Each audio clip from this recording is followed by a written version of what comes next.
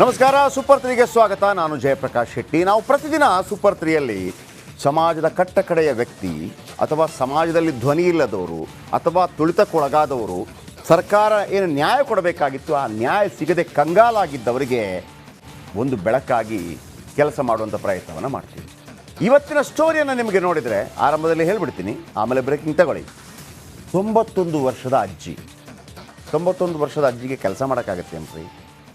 ಸರ್ಕಾರ ಏನು ಕೊಡ್ಬೋದು? ವೃದ್ಧಾಪ್ಯ ವೇತನ ಕೊಡ್ಬೋದು.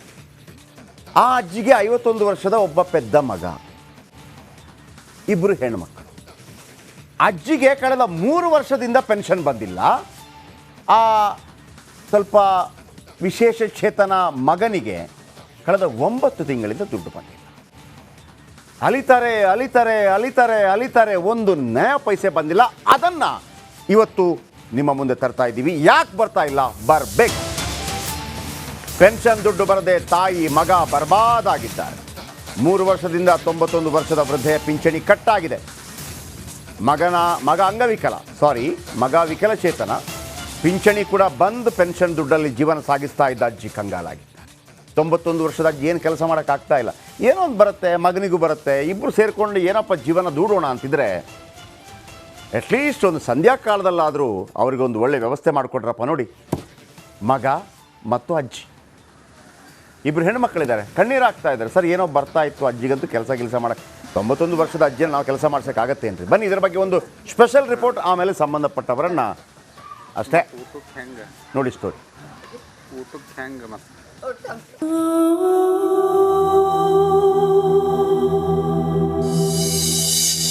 ಪೆನ್ಷನ್ಗಾಗಿ ಬುದ್ಧಿಮಾಂದ್ಯ ಮಗ, ಅಜ್ಜಿ ಕಣ್ಣೀರು.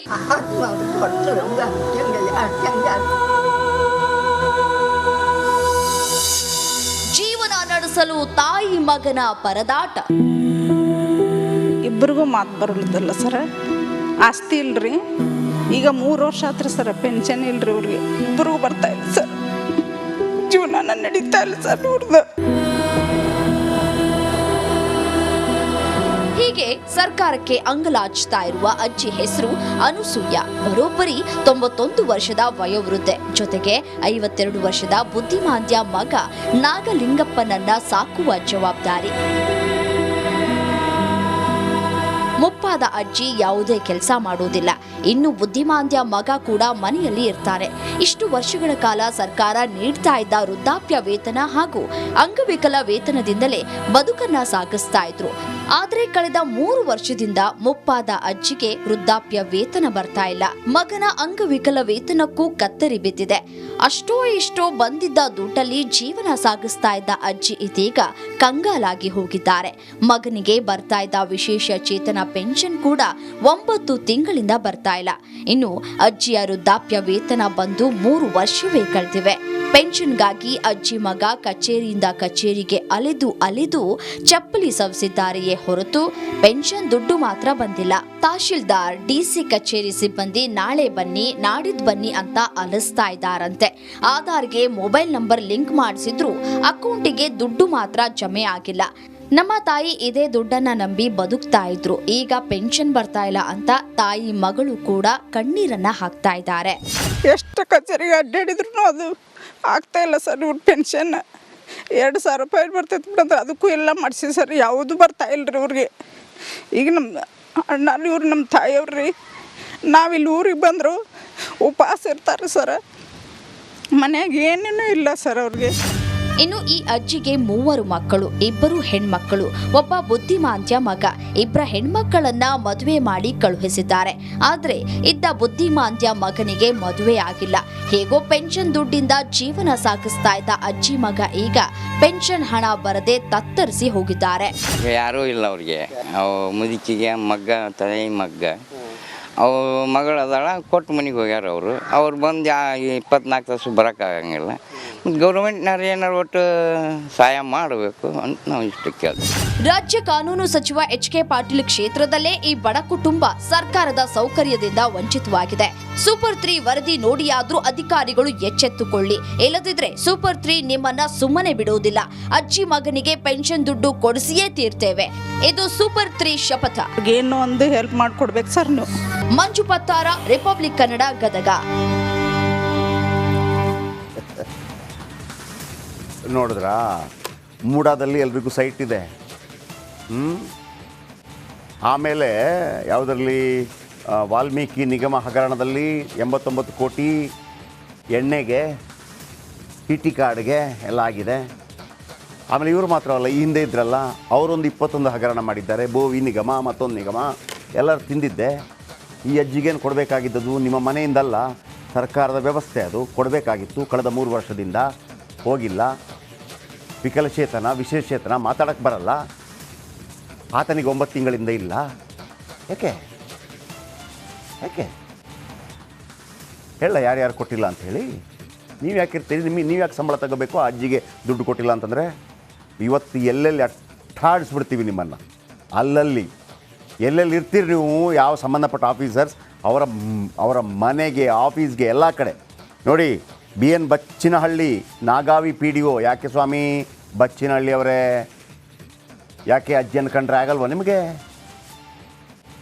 ಆ್ಯಂಡ್ ಶ್ರೀನಿವಾಸ ಮೂರ್ತಿ ತಹಶೀಲ್ದಾರ್ ಅವರೇ, ಇಷ್ಟು ಸಲ ಹೋದಾಗ ನಿಮಗೆ ಈ ಅಜ್ಜಿ ಬಗ್ಗೆ ಒಂದು ಕನಿಕರ ಮೂಡಲಿಲ್ವ? ಏನು ರೀ ದೊಡ್ಡ ಸೈನ್ ಏನು ಬೇಕಾಗಿರ್ಬೋದು? ಅಮೇರಿಕದ ಅಧ್ಯಕ್ಷರದ ಅಥವಾ ಪ್ರಧಾನಮಂತ್ರಿ ಬರಬೇಕಾಗಿತ್ತಾ? ಸಿದ್ದರಾಮಯ್ಯ ಬರಬೇಕಾಗಿತ್ತಾ? ಒಂದು ಸಣ್ಣ ಏನೋ ಆ ಕಡೆ ಈ ಕಡೆ ಆಗಿರುತ್ತೆ. ಕೆಲವೊಮ್ಮೆ ಮಾನವೀಯತೆ ದೃಷ್ಟಿಯಿಂದ ಕೊಡಬೇಕಾಗತ್ತೆ, ಕೆಲವುದನ್ನು ಮಾಡಲಿಕ್ಕೆ ಗೊತ್ತಿರುತ್ತೆ ನಿಮಗೆ. ಅಹಂಕಾರ, ದರ್ಪ, ಎಲ್ಲ ದರ್ಪ ಇಳಿಸ್ತೀವಿ ಇವತ್ತು. ಗೋವಿಂದ ರೆಡ್ಡಿ ಜಿಲ್ಲಾಧಿಕಾರಿಗಳೇ ನಿಮ್ಮ ಗಮನಕ್ಕೆ ತರ್ತಾ ಇದೆ. ಆಮೇಲೆ ಇದು ಗದಗ, HK ಪಾಟೀಲ್ ಅವರ ಊರು. ಇವ್ರ ತಂದೆ ಹುಲ್ಕೋಟಿ ಹುಲಿ. ಆಮೇಲೆ HK ಪಾಟೀಲ್ ಶಾಸಕರು ಉಸ್ತುವಾರಿ. ಈಗ ನನಗೆ ಗೊತ್ತಿರೋ ಪ್ರಕಾರ HK ಪಾಟೀಲ್ ಇಂಥದ್ದು ಬಂದಾಗ ಯಾವತ್ತೂ ಕೂಡ ಅದಕ್ಕೆ ಮಾಡೋಕ್ಕಾಗಲ್ಲ ಮತ್ತೊಂದು ಅಂತ ಇಲ್ಲ. ಬಟ್ ಯಾರು ಗಮನಕ್ಕೆ ತರ್ತಾ ಇಲ್ಲ? ಅಣ್ಣನಿಗೆ ಜೈ, ಅಕ್ಕನಿಗೆ ಜೈ ಅಂತೇಳಿ ಈ MLAಗಳ ಹಿಂದೆ ಹೋಗ್ತಾರಲ್ವ, ಅವರೆಲ್ಲ ಯಾಕೆ ಇಂಥ ಕೆಲಸ ಮಾಡಿಸೋದಿಲ್ಲ? ಉಳಿದೆಲ್ಲ ಮಾಡಿಸ್ತಾರೆ ನೋಡಿ. 3 ವರ್ಷದಿಂದ ಈ ತಾಯಿ ಹೆಸರು ಅನಸೂಯ. 3 ವರ್ಷದಿಂದ ವೃದ್ಧಾಪ್ಯ ವೇತನ ಕಟ್ಟಿ. ಯಾಕೆ? ಅದು ಏನು ವೃದ್ಧಾಪ್ಯ ವೇತನ ನೀವು ಲಕ್ಷಗಟ್ಟಲೆ ಕೊಡ್ತೀರಾ? ಏನು 600, 700, 800 ಇರಬೇಕಷ್ಟೇ. ನನಗೆ ಗೊತ್ತಿಲ್ಲ ಈಗ ಎಷ್ಟಿದೆ ಅಂತೇಳಿ. 9 ತಿಂಗಳಿಂದ ಮಗ ನಾಗಲಿಂಗಪ್ಪನ ಪಿಂಚಣಿ ಕೂಡ ಬರ್ತಾ ಇಲ್ಲ. ತಹಶೀಲ್ದಾರ್ ಮತ್ತು DC ಮನವಿ ಮಾಡಿದ್ರು ಕೂಡ ನೋ ಯೂಸ್. ಅಂದರೆ ಇಬ್ಬರು ಹೆಣ್ಣು ಮಕ್ಕಳು ಮದುವೆಯಾಗಿ ಹೋಗಿದ್ದಾರೆ. ನಾಗಾವಿಯಲ್ಲಿ ಬುದ್ಧಿಮಾಂದ್ಯ ಮಗನ ಜೊತೆ ವಾಸ ಮಾಡ್ತಾ ಇದ್ದಾರೆ. ಒಂದು ಕೊನೆಗಾಲದಲ್ಲಿ ಎಷ್ಟು ವರ್ಷ ಕೊಡಬಲ್ರಿ ನೀವು? ಬನ್ನಿ ಇದರ ಬಗ್ಗೆ ಮಂಜುನಾಥ್ ಪತ್ತಾರ್ ನಮ್ಮೊಂದಿಗೆ ನೇರ ಸಂಪರ್ಕದಲ್ಲಿದ್ದಾರೆ. ವೀಕ್ಷಕರು, ಅದಕ್ಕಿಂತ ಮೊದಲು ಹೇಳ್ಬಿಡ್ತೀನಿ, ಈ ತಾಯಿ 91 ವರ್ಷದ ಈ ಅಜ್ಜಿ ಅನಸೂಯಮ್ಮ, ಇವರಿಗೆ ಬರಬೇಕಾದಂಥ 3 ವರ್ಷದ ಪೆನ್ಷನನ್ನು ಇವರು ಕೊಟ್ಟಿಲ್ಲ ಅಂತಂದರೆ ಈ ಸರ್ಕಾರಗಳು ನಮಗೆ ಯಾಕೆ ಬೇಕು? ಈ ತಹಶೀಲ್ದಾರ್ಗಳು ಯಾಕೆ ಬೇಕು? ಇದಕ್ಕೆ ಸಂಬಂಧಪಟ್ಟವ್ರು ಯಾಕೆ ಬೇಕು? ಗ್ರಾಮ ಪಂಚಾಯತ್ ಯಾಕೆ ಬೇಕು? ಇವತ್ತು ನಾವು ಗದಗದಲ್ಲಿ ಅವರಿಬ್ಬರು ಇದ್ದಾರೆ, ಇಬ್ಬರನ್ನು ಕರ್ಕೊಂಡು ಹೋಗ್ರಿ. ಆ ಸಂಬಂಧಪಟ್ಟವರು ಯಾರ ಬಳಿ ಹೋಗ್ತೀರಿ? ಒಂದೋ ಕೆಲಸ ಮಾಡಿಕೊಡ್ಬೇಕು, ಇಲ್ಲಾಂತಂದರೆ ಸಂಬಂಧಪಟ್ಟ ಅಧಿಕಾರಿ ಕೆಲಸ ಬಿಟ್ಟು ಓಡೋಗಬೇಕು. ಆ ಮನುಷ್ಯನಿಗೆ ಕೆಲಸ ಇಲ್ಲ ಅಂತಂದರೆ ಮೆಜೆಸ್ಟಿಕಲ್ಲಿ ನಾವು ಬೋಂಡ ಅಂಗಡಿ ಹಾಕ್ಕೊಡ್ತೀವಿ. ಬನ್ನಿ, I am sorry to say this. ನಿಮಗೆ 3 ವರ್ಷದಿಂದ ಆ ತಾಯಿಗೆ ಒಂದು ಪೆನ್ಷನ್ ಮಾಡೋದಕ್ಕೆ ಬರಬೇಕೇನ್ರಿ? 91 ವರ್ಷದ ತಾಯಿ. ಆ ತಾಯಿಯನ್ನು ನೋಡಿದಾಗ ನಿಮ್ಗೆ ಅನ್ಸಲ್ವ, ನಮ್ಮ ತಾಯಿ, ನಮ್ಮ ಅಜ್ಜಿ ಪಾಪ ಏನೋ ಒಂದು 500 ರೂಪಾಯಿ ಏನು ನಿಮ್ಮ ಮನೆಯಿಂದ ಕೊಡೋದು? ಜಿಲ್ಲಾಧಿಕಾರಿಗಳಾಗಿರಲಿ ಅಥವಾ ತಹಶೀಲ್ದಾರ್ ಆಗಿರಲಿ, ಮತ್ತೊಬ್ಬ ನಿಮ್ಮ ಮನೆಯಿಂದಲ್ಲ, ನಮ್ಮ ತೆರಿಗೆ ದುಡ್ಡು. ರಿಪೋರ್ಟರ್ ಇದ್ದಾರೆ ಮಂಜುನಾಥ್ ಪತ್ತಾರ್, ಏನು ಮಾಡ್ತೀರಿ ಇವತ್ತು? ಇಬ್ಬರು ಅಲ್ಲಿ ಇದ್ದಾರೆ, ಇಬ್ಬರಿಗೂ ಮಾತಾಡೋಕ್ಕೆ ಬರಲ್ಲ ಪಾಪ. Please continue. ಎಲ್ಲಿದ್ದೀರಿ ಈಗ ನೀವು? ಹೌದು ಜಯಪ್ರಕಾಶ್ ಶೆಟ್ಟಿ, ಇದೊಂದು ಬಹಳಷ್ಟು ಘೋರ ಘಟನೆ ಅಂತಲೇ ಹೇಳ್ಬೋದು. ಯಾಕಂತಂದರೆ ಕಳೆದ 3 ವರ್ಷಗಳಿಂದ ಗದಗ ತಾಲೂಕಿನ ನಾಗಾವಿ ಗ್ರಾಮದ ನಿವಾಸಿಗಳಾದಂಥ ಅನಸೂಯ ಮತ್ತು ನಾಗಲಿಂಗಪ್ಪ ಎನ್ನುವ ಇಬ್ಬರಿಗೂ ಕೂಡ ಅಂಗವಿಕಲ ವೇತನ ಮತ್ತು ವೃದ್ಧಾಪ್ಯ ವೇತನ ಬರ್ತಾ ಇಲ್ಲ. ಯಾಕಂತಂದರೆ ಅನಸೂಯ ಅನ್ನೋ ಏನು ಅಜ್ಜಿ ಇದ್ದಾಳೆ, ಇವಳಿಗೆ 91 ವರ್ಷ. ಕಳೆದ 3 ವರ್ಷಗಳಿಂದ ಗದಗ ತಹಶೀಲ್ದಾರ್ ಕಚೇರಿ ಆಗಿರ್ಬೋದು, ಜಿಲ್ಲಾಧಿಕಾರಿಗಳ ಕಚೇರಿಗೆ ಅಲೆದಾಟ ನಡೆಸಿದ್ದಾರೆ, ಆದರೂ ಕೂಡ ಬಂದಿಲ್ಲ. ಆದರೆ ಏನು ಮಗಂದ ಏನು ಅಂಗವಿಕಲ ವೇತನ ಬರುತ್ತೆ ಅಂಥೇಳಿ 9 ತಿಂಗಳವರೆಗೆ ಅಂದರೂ ಅವ್ರು ಕಾಯ್ತಾ ಇದ್ರು. ಆದರೆ ಇವಾಗ ಮಗನ ಅಂಗವಿಕಲ ವೇತನ ಕೂಡ ಕಳೆದ 9 ತಿಂಗಳಿಂದ ಬಂದಿಲ್ಲ. ಹೀಗಾಗಿ ಈ ಅಜ್ಜಿ ಏನು ಅಜ್ಜಿ ಇದ್ದಾಳೆ, ಇವಳು ಸಾಕಷ್ಟು ಪರದಾಡುವಂಥ ಪರಿಸ್ಥಿತಿ ನಿರ್ಮಾಣವಾಗಿದೆ. ಅದೇ ರೀತಿಯಾಗಿ ಇವನಿಗೆ 52 ವರ್ಷ ನಾಗಲಿಂಗಪ್ಪ ಅಂತೇಳಿ ಇವತ್ತು ಬುದ್ಧಿ ಮಾಂದ್ಯ ಇದ್ದಾನೆ. ಈತನು ಕೂಡ ಯಾವುದೇ ರೀತಿಯಿಂದ ಕೆಲಸಕ್ಕೆ ಹೋಗೋದಿಲ್ಲ. ಆದರೆ ಅಜ್ಜಿ 91 ವರ್ಷದ ಅಜ್ಜಿ ಈ ಹಿಂದೆ ಕೆಲಸಕ್ಕೆ ಹೋಗ್ತಾ ಇದ್ಲು. ಅವಾಗೆ ತನಗೆ ಏನು 3 ಮಕ್ಕಳಿದ್ರು, ಆ ಪೈಕಿ ಇಬ್ಬರನ್ನು ಮದುವೆ ಮಾಡಿಕೊಟ್ಟಿದ್ದಾಳೆ ಹೆಣ್ಮಕ್ಳನ್ನು. ಒಬ್ಬ ಗಂಡು ಮಗ ಕೂಡ ಇವಾಗ ಬುದ್ಧಿ ಮಾಂದ್ಯ ಇರೋದ್ರಿಂದ ಇವರಿಗೆ ಟ್ರೈ ಮಾಡಿ, ಕಷ್ಟ. ಮಾತಾಡ್ಸಕ್ಕೆ ಟ್ರೈ ಮಾಡಿ. ಅಜ್ಜಿ ಏನಾದ್ರು ಹೌದು ಮಾತಾಡೋದು? ಜಯಪ್ರಕಾಶ್ ಶೆಟ್ಟಿ, ಅಜ್ಜಿಗೆ ಅಷ್ಟೊಂದು ಕಿವಿ ಕೇಳಿಸಲ್ಲ, ಆದರೂ ಪ್ರಯತ್ನ ಮಾಡ್ತೀನಿ. ಅಜ್ಜಿ ಎಷ್ಟು ದಿನ ಆಯ್ತು ಅಜ್ಜಿ ನಿಮಗೆ ವೃದ್ಧಾಪ್ಯ ವೇತನ ಬರ್ಲಂಗ? ಹಾಂ, ಬಂದ್ರಿ ಬಂದಲ್ರಿ ಇನ್ನು 4-5 ವರ್ಷ ಆಯ್ತು ನೋಡ್ರಿ ಬಂದ 3 ವರ್ಷದಿಂದ ವೃದ್ಧಾಪ್ಯ ವೇತನ ಬಂದಿಲ್ಲ. ಅನ್ರಿ ಬಂದೇ ಇಲ್ರಿ ಸರ್. ಪಗಾರ ಅಂದ ಇಲ್ಲ ನಂದು ಎಲ್ರಿ ಸರ್. ಏನು ಮಾಡ್ಬೇಕು ನೋಡ್ರಿ ನಾವು ಅದರಿಂದ ಜೀವನ ಮಾಡ್ತಿದ್ದೇವೆ ನಾವು. ಅದು ಬಂದಾಗ ನೋಡ್ರಿ ಸರ್. ಊಟಕ್ಕೂ ಏನ್ ಮಾಡ್ತೀರಿ ಅಜ್ಜಿ? ಊಟಕ್ಕೂ ಏನ್ ಮಾಡ್ತೀರಿ? ಊಟಕ್ಕೆ ರೇಷನ್ ಕೊಡ್ತಾರೆ ತಂದು ತಿಂತೇವ್ರಿ. ರೇಷನ್ ಕೊಡ್ತಾರೆ ತಂದು ತಿಂತೇವ್ರಿ. ಈಗ ಪತ್ತಾರ ಎಲ್ಲಿ ಕರ್ಕೊಂಡ್ ಬಂದಿದ್ದೀರಿ ಅವ್ರನ್ನ? ಎಲ್ಲಿ ಕರ್ಕೊಂಡ್ ಬಂದಿದ್ದೀರಿ? ಹೋಗಿ ಒಳಗೆ, ಹೋಗಿ ಒಳಗೆ ಅಧಿಕಾರಿ ಆಫೀಸ್ಗೆ ಹೋಗಿ. ಎಲ್ಲಿದ್ದೀರಿ? ಕರ್ಕೊಂಡು ಹೋಗಿ, ಏನು ಮಾಡ್ತಾರೆ ಎಲ್ಲ ನಿಮ್ಗೆ ಕೊಡಿ ಕರ್ಕೊಂಡು ಹೋಗಿ.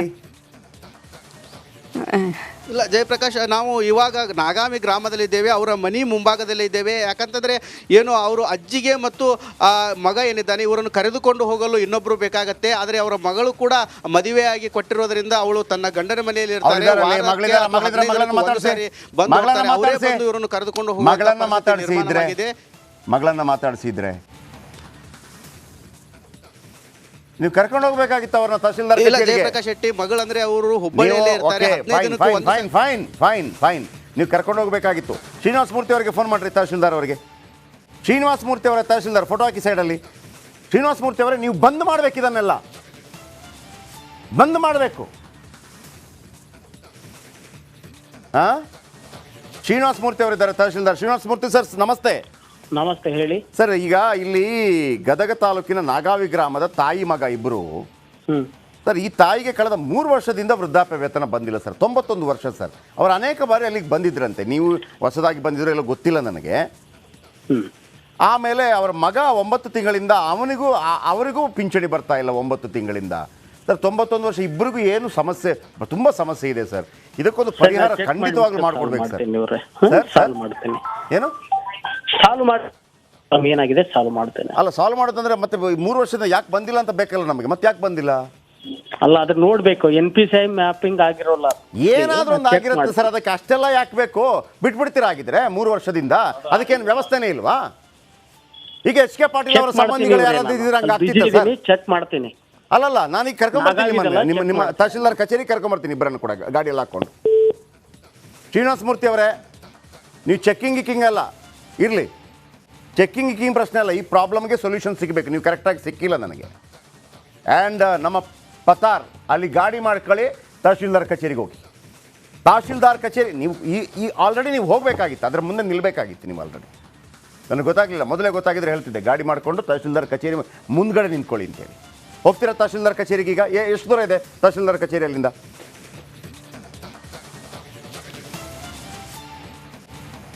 ಇಲ್ಲಿಂದ 15 ಕಿಲೋಮೀಟರ್ ಇದೆ ಜಗದೀಶ್. ನಾನು ಇವಾಗ ಇವ್ರನ್ನ ಕರ್ಕೊಂಡು ಹೋಗುವಂಥ ಕೆಲಸ ಮಾಡ್ತೀನಿ. ಓಕೆ ಪ್ರಕಾಶ್ ಶೆಟ್ಟಿ ಅವರು. ರೈಟ್ ವೀಕ್ಷಕರೇ, ಮತ್ತೊಮ್ಮೆ ನಾನು ಆ ಸ್ಟೋರಿ ಮತ್ತೊಮ್ಮೆ ಹಾಕಿ. ಏನಿದು ಸ್ಟೋರಿ ಅಂತ ಮತ್ತೊಮ್ಮೆ ಹಾಕಿ.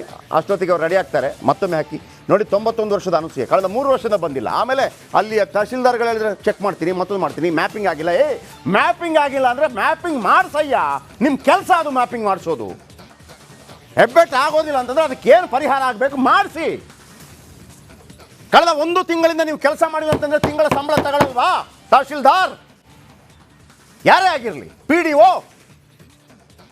ನಿಮಗೆ 1 ವಾರ ನಿಮ್ಮ ಸಂಬಳ ಲೇಟ್ ಆದರೆ ಓಡೋಗಲ್ವ ನೀವು? ಯಾಕೆ ಸಂಬಳ ಬಂದಿಲ್ಲ ಮತ್ತೊಂದು ಚೆಕ್ ಮಾಡುವ ಅಂತೇಳಿ.